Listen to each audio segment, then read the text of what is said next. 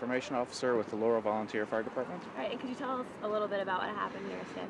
Sure. At about 10:30 last night, we got a call at the fire station for a carbon monoxide leak with sick people, and we responded and found approximately 11 people complaining of various sicknesses as a result of exposure to carbon monoxide.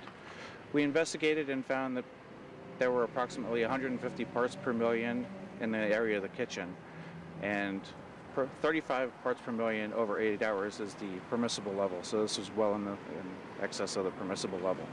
So basically, it was the kitchen had...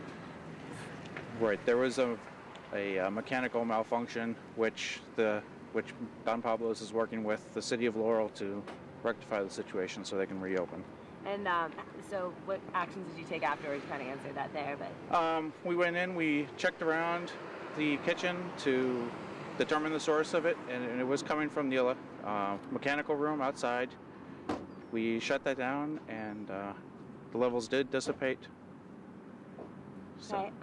Were the people that were taken to the hospital, were they customers or people that worked here? Or? I don't have that information.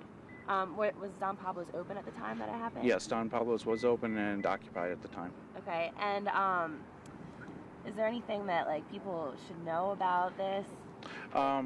People should be aware that since we did get the call at the fire station, as opposed to calling through 911, they should call 911 in the event of an emergency, and not necessarily the local fire department. Okay. In addition, it's important to have a functioning smoke detector as well as carbon monoxide detector so that this sort of situation can be avoided in the future.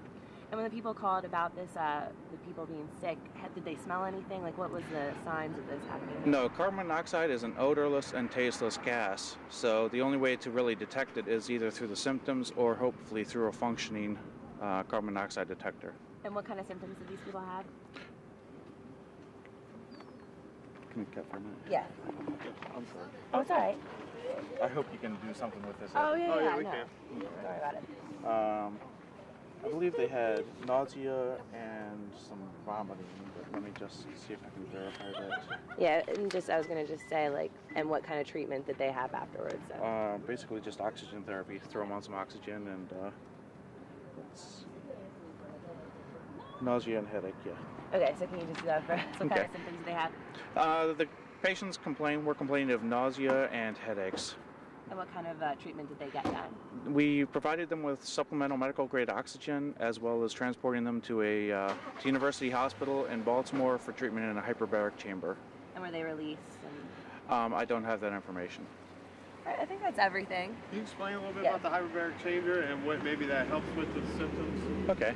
The hyperbaric chamber functions by it compresses an atmosphere down and it squeezes oxygen into you so that it displaces the carbon monoxide molecules. Beautiful. Thank you.